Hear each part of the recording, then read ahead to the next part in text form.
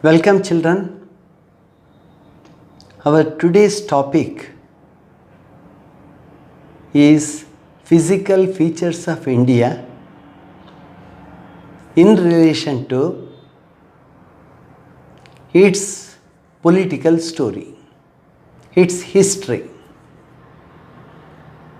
When you take a country into account, these two aspects, one is geography of the country, the other one is the life in that country. These are closely related. They are interlinked. If we take, for instance, Japan, fish is the staple food. Why? Why is fish the staple food of Japan? Because around 3,000 Japanese islands, that archipelago is surrounded by water on all sides. Fish is available in plenty, point number one. Number two, they have very little area for growing food. So people have to depend on food from the sea, seafood. So everything centers around their food. If you move to polar region, people, the Eskimos who live there, their life is closely dependent on the kind of nature around us. The animals there, their life, the igloos, the ice houses, they are all linked to one another. Same thing with India too. Indian history of India is closely depended on the kind of geography we enjoy. India is a very rich country compared to the other geographical entities of the world are concerned. Today we will discuss this one by one. So I told you, environment and human life. These are two sides of the same coin. What kind of human life do I lead? What qualities does my human life have? The qualities of the kind of life I lead is directly dependent on the kind of environment I have. These two are closely linked. Now we will take up these issues one by one. India, we call it as a subcontinent. India is a part of the continent of Asia. Why do you call India as a subcontinent? India has every feature to call it a continent. It has a separate identity. It has an enclosure, the Himalayan enclosure. Lots of rivers flowing in the country. The land resources have a very high quality, surrounded by sea and oceans. You have all kinds of natural zones in this nation. Then you have diverse culture. The culture is also diverse. We have innumerable number of languages being spoken in this piece of land. We have high population. Keeping all these in view, there won't be anything wrong in calling it a continent. But why don't we call it a continent? Because India is a part of a bigger landmass, that's Asia. India is a small piece of land of a bigger landmass, Asia. So we don't call India a continent. Instead of that we call India as a subcontinent.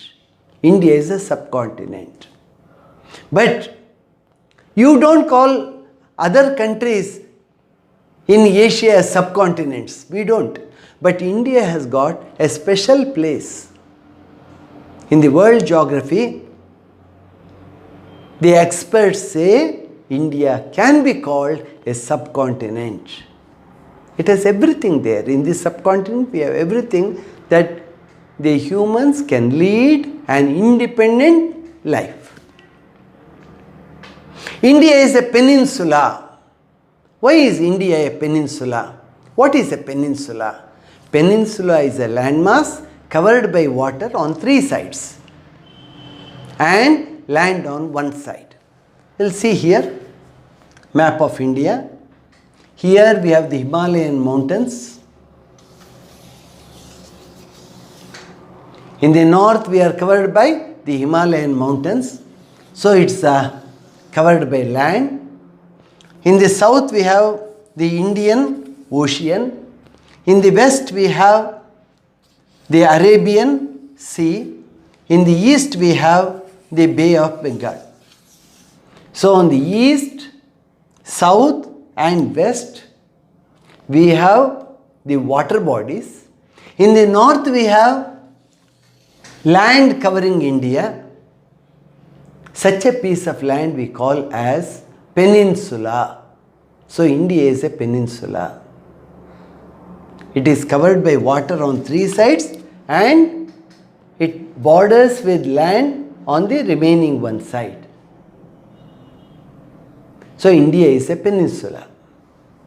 The country has been able to experience lot of benefits because of this peninsular character. Now, the present India, we got independence in 1947 and today India has 28 states. 28 states. Karnataka is a state, Tamil Nadu is a state, Kerala is a state, Maharashtra, Goa. We have 28 such states in India. We have 8 union territories.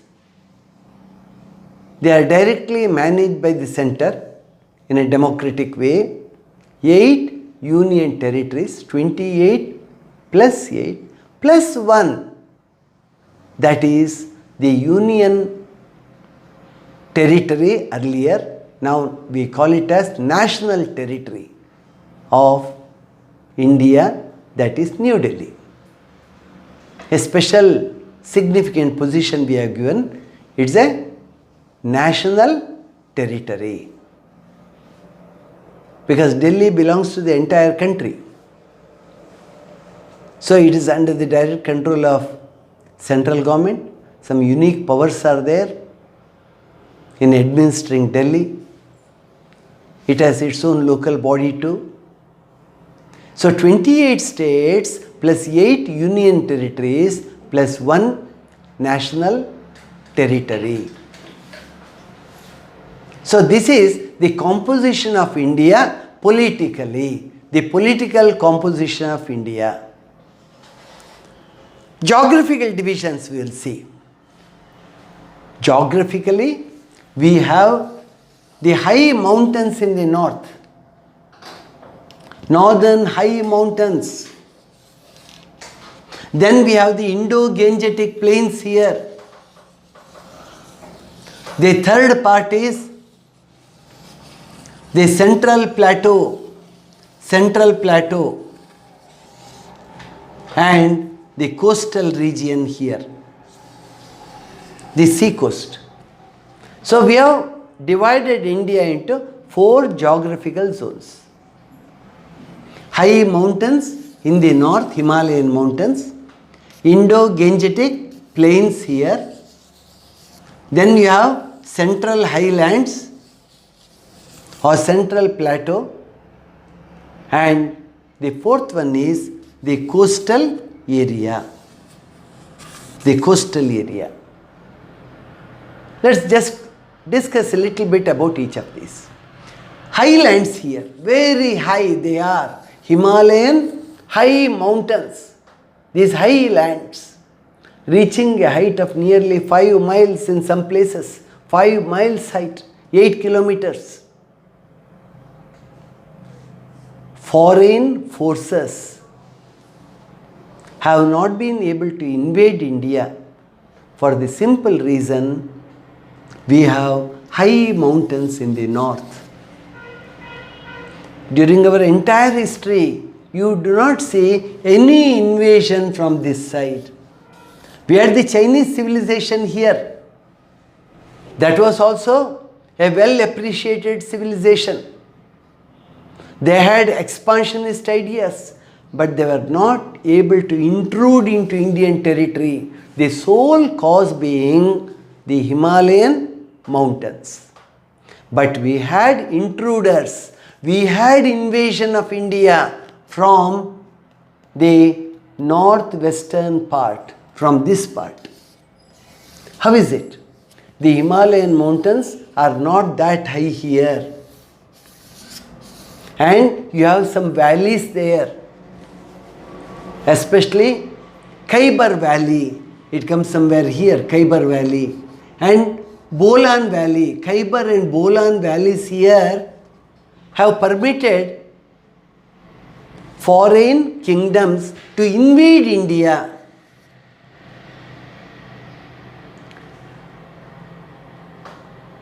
As regards the wealth of India, the blessings we have from the natural setting, the message had spread everywhere, all over Asia and Europe. Everyone knew that here we have a very rich land managed by, ruled by kings. Number of kingdoms were there. Most of the time, India was divided into a number of kingdoms, each one being ruled by a king. Only at some times we saw all these smaller kingdoms coming and getting merged, and there will be an emperor. Say, when the Mauryans ruled us, the Guptas ruled us, we see India in an integrated form. Once again, when these dynasties they had their descent, they got divided. So Khyber and Bolan passes permitted foreigners to invade. They might have been from Afghanistan, Afghans, or Central Asia, or from Turkey, or from Greece. They all invaded India through Khyber and Bolan passes. Why did they invade India? I told you, India was a very wealthy country. Throughout history, it was taken for a very rich country.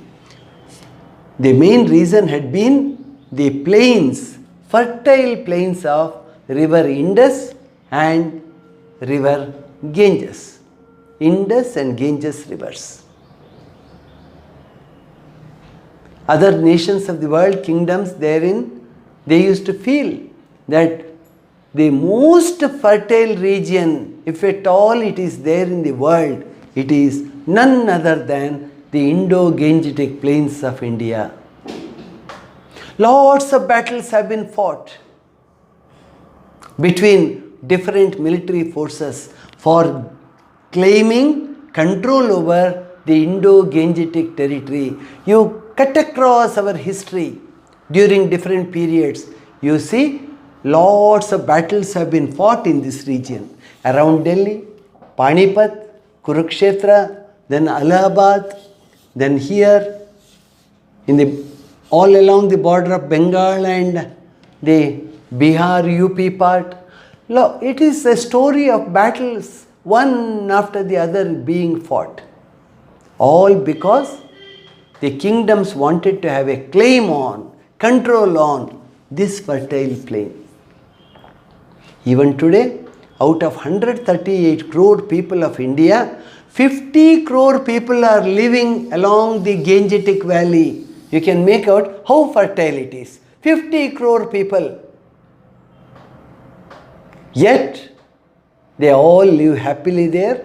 They get their food because water flows in the river Ganges throughout the year, all the 12 months of the year. In the rainy season, it is rainwater. In winter and summer, later on, winter, rainwater again.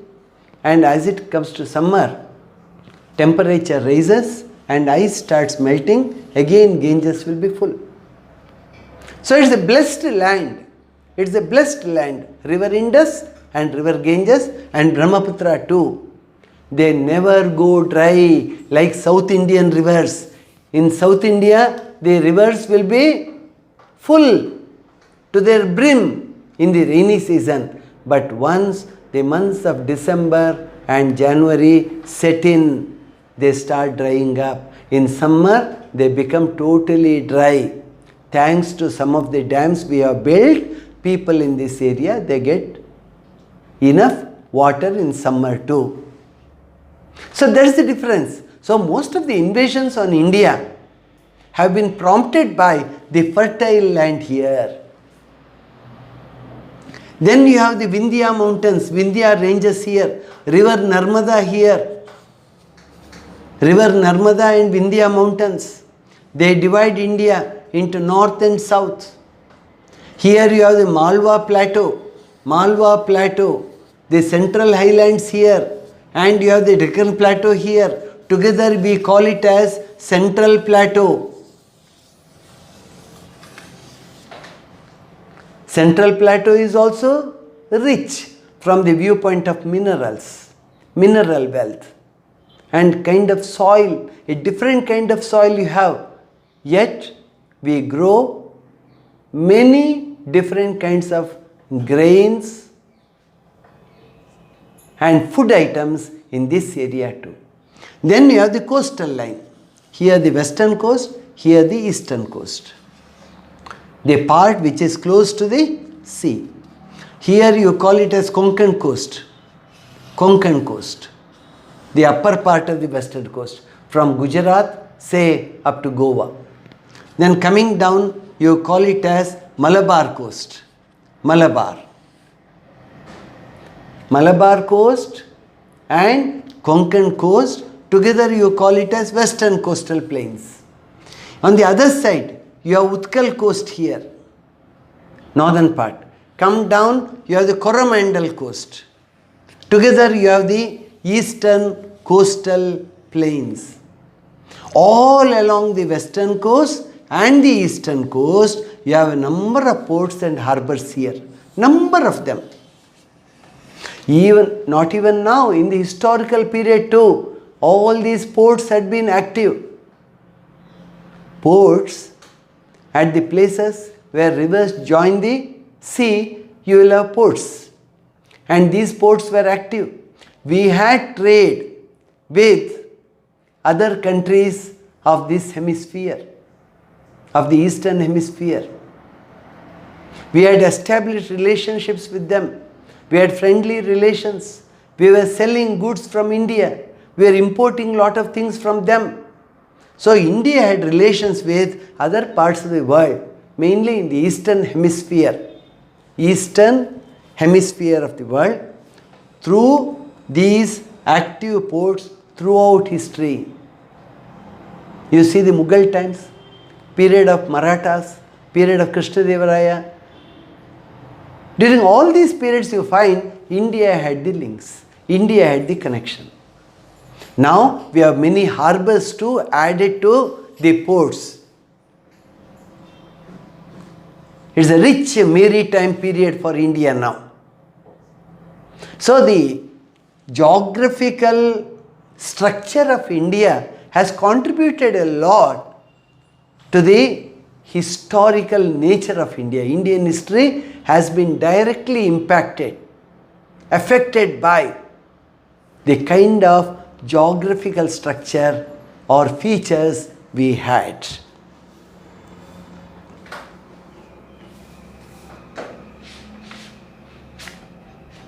Mainly Pandyas, Cheras and Cholas in the south, they had lot of maritime relations. When I say maritime relations, it is relations across the sea with other parts. Over water, relations you have over water. So the structure of India, the rains we get here, the seasonal rainfall, the rivers, plenty of rivers all over India. You have the Indus river here, you have the Ganges here. Indus, Ganges, they have a number of tributaries. Brahmaputra, it flows along Tibet, then enters India here, moves down and joins Ganges. Then you have Mahanadi here. Next to Mahanadi you have Godavari here. Then you have the Krishna here. Then you have the Kaveri river here. These are the major rivers. Added to this you have number of minor rivers. Then here in the western coast, fast flowing rivers are there. At least some 20 to 30 rivers flow here.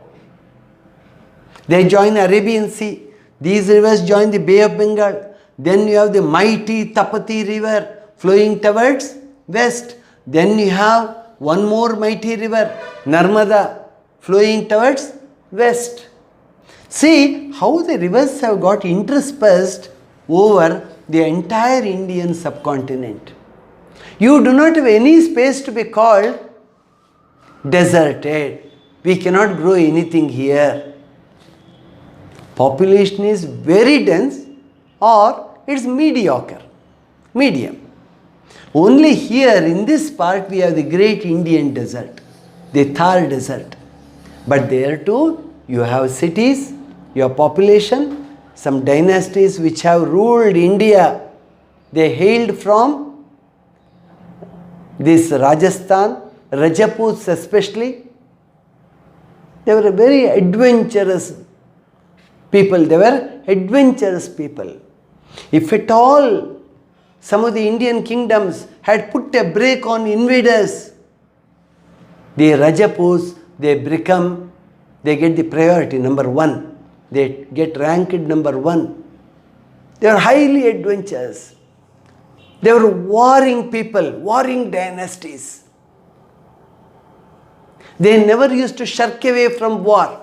If the enemy has to be stopped along the Indus River, they were there, out to fight. So the first enemy whom they had to entangle, that was the Rajaputs. Without defeating the Rajaputs, they cannot come forward.